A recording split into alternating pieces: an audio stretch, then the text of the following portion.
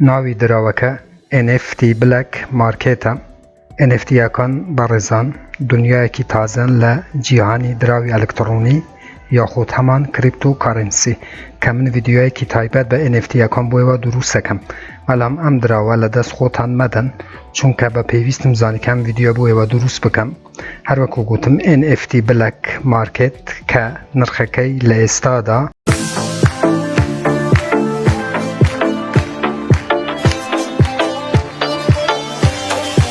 ماناوی خواست سلاو هاوڕان هیوام لەر شوێنێ بن ساخ و سەلامەت و تەندروست بن ئینشەڵڵا. بەڕێزان دیسانەوە منی هاتموعین لە خزمەت ئێوە بۆ پێشکەشکردنی ڤیدیۆیەکی تر لە زنجیرە ڤیدیۆکانی بەدەستهێنانی پارە لە ئینتەرنێت، لە پێیجی فەیسبووکی بەدەستهێنانی پارە لە ئینتەرنێت، هەروەها لە چەنێلی یوتیوبی بەدەستهێنانی پارە لە ئینتەرنێت. بۆ ئەو بەڕێزانەی کە یەکەم جارە و چەنێلەیە بینن، لێرە چەنێلی بەدەستهێنانی پارە لە ئینتەرنێتە کە منی هاتموعین 72 ڤیدیۆ لە ڕێی ئەو چەنێلەوە بڵاوەکەمەوە کە تۆ ئەتوانی بێ بەرامبەر دراوە ئەلکترۆنیەکان و هەروەها دولاری ئەمریکی بەدەست بهێنی. بۆ ئەوەی تۆ هیچێک لە ڤیدیۆکانی داهاتوو لەدەست نەدەیت کە من بڵاویانەکەمەوە، چەنێلەکە سابسکرایب بکە، زەنگولەی تەن 6 چالاک بکە بۆ ئەوەی هەر کاتێک کەمە ڤیدیۆ یەک ئاپلۆدەکەم یاخود بڵاوەکەمەوە یوتوب لە ڕێی نوتیفیکیشنەوە تۆی ئاگادار بکاتەوە و تۆ یەکەم کەس بیت کە بێ ڤیدیۆکان ببینیت. بەڵام با مختصرێک باسی NFT بکەم بەڕێزانم. NFT جیهانێکی تازەیە لە نێو دراوی ئەلکترۆنی واتە هەنگاوێکی تازەیە. NFT بوو ئەوەیە کە هەر کاتێک کە تو شتێک دروستەکەی بوو نمونە مێلودیەک یاخود هونەرێکت هەبی ئەتوانی لە ڕێی NFTەوە ئەم هونەرت بە جیهان بناسێنی و بیفروشی کە ئەم دراوەش هاتووە کە ئەم کارەی ئەنجام بدات. هەروەکو گوتم من ڤیدیۆیەکی تایبەت بە NFT بۆیەوە دروستەکەم بۆ ئەوەی بۆتان شەرح بکەم کە NFT چییە و کارەکەی چییە بە کۆی گشتی. واتە لەم ڤیدیۆدا نامەوێ باسی NFT بکەم چونکە ڤیدیۆکەی زۆر درێژە بێتەوە.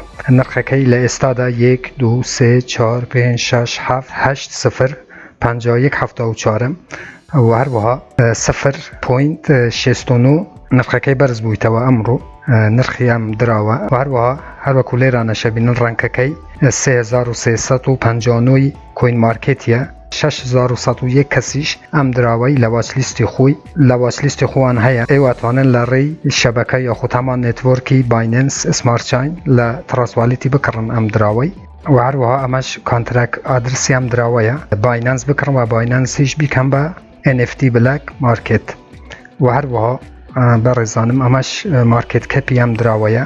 هەروەها ڕۆژانە کە چەند معاملاتی پێئکرێن عەدەدی ئەم دراوە لێرانە هەروەکو دیارە 1 کواتریلیۆن دراوە. ئەم دراوە بەرنامە هەیە کە بۆ ئایندە توکەنسوزی بکات واتە چەندین دراوی لە ناو ببات بۆ ئەوەی نرخەکەی زوو بەرز ببێتەوە. هەروەکو دێنە خوارەوەش لێرانە بەڕێزانم ئەمە چارتی ئەم دراوەیە کە تاکو ئێستا چەند بەرە هەڵکشان و داکشان هاتووە.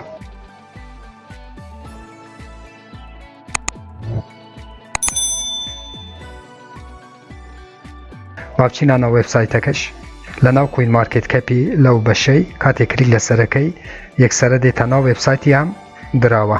لێرانە ئەتوانن بێنە ناو وێبسایتەکەەوە بە خۆتان بەڕسی یاخود تاقیقیان وێبسایتە بکەن بۆ ئەوەی بڕیار لەسەر کڕین یاخود نەکڕینی ئەم دراوەش بدەن. کە من ئایندەیەکی باش بۆ ئەم دراوەیە بینن چونکە زۆر بەرنامەی باشی هەیە بە تایبەتی لە کاری NFT کە هەروەکو گوتم من ڤیدیۆیەکی تایبەت بە NFTەکان دروستەکەم بۆ ئەوەی زیاتر بۆیەوە ڕوون ببێتەوە و کورتکراوەی ئەم دراوە شاوڕیان NBM توکەن و ئەمەش ڕۆتمەپەکەیتی بەڕێزانم بەنسبەت وایت پەیپەر و هەروەها چەندین کاری تر کە چەند هەنگاوابی بنێت ئەبی بگاتە 5000 هۆڵدێرس بۆ ئەوەی بگاتە مەرحەلەی سێم 10000 هۆڵدێرە بەڕێزانم واتەوانەیە کە هۆڵدیەکەن. هەروەها مەرحەلەی چارەم 20000 هۆڵدێر لێرانە شەرح کردووە کە کاتێک کە ئەگەتە 20000 هۆڵدێر چ کارێک ئەنجامەدەن تا کۆتایی کە ئەگەتە ستەیجی 13 کە لێرانە 5 ملیۆن هۆڵدێرە کە چەندین کار ئەنجامەدەن بۆ ئەوەی دراوەکە بگاتە نرخێکی باش و هەروەها سەرکەوتنی گەورەی بەخۆوە ببینی ئەبێ ئەو هەنگاوانە ئەنجام بدات کە من ئایندەیەکی باش بۆ ئەم دراوەیە بینم چونکە NFTەوە تازەیە و هاتووە بۆ ئەوەی کاری تازە ئەنجام بدات. من هیچ سیگنالێک بۆ کڕم بۆیەوە بڵاو ناکەمەوە تنها ایوه به عقل و منطق خودتان اتوانن بریال لسر کرین خود نکرین ام توکنه بدن. ایتر نامه ویدیو که زود رج بکم و هاوران با اوی لکاتی و نگرم هر رخنا کامن بسیاره کبو لجر ویدیو یا لچنل یوتیوبون بنووسن من بچوان جوابتان دموه تا ویدیو یکیتر، وبسایت یکیتر، اپ یکیتر و هر و برنامه یکیتر هموتان بخوای گورس برم خواه یار و پناهی ایوه بیت خواتان لگل.